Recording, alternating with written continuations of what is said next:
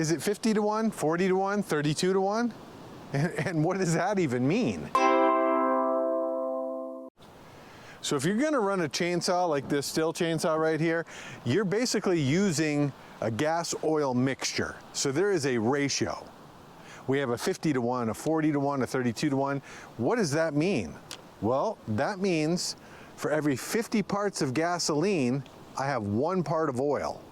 So if I'm going to run this, I have to run this with the correct mixture so that it runs correctly, so that it doesn't run really crappy or even blow it up and mess it up completely. Mixing your gas seems like it's very confusing, but it really isn't.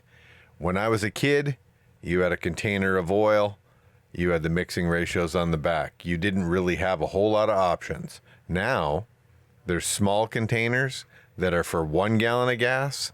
They might be for 2 gallons of gas. There's a bunch of different things that are available.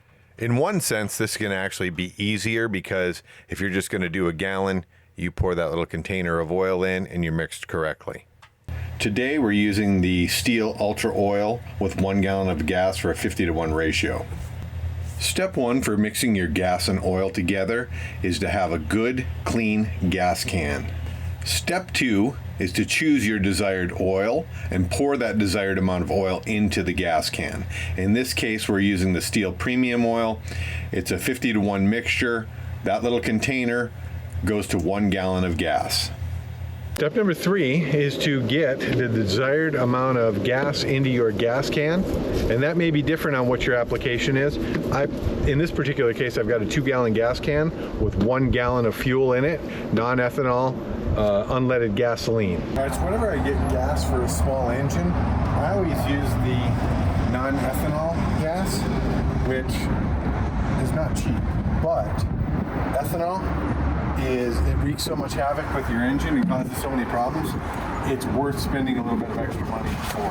Step number 4 is to seal the gas can and begin to shake the oil and fuel mixture together. Now it's time to go cut some trees. Thank you for watching.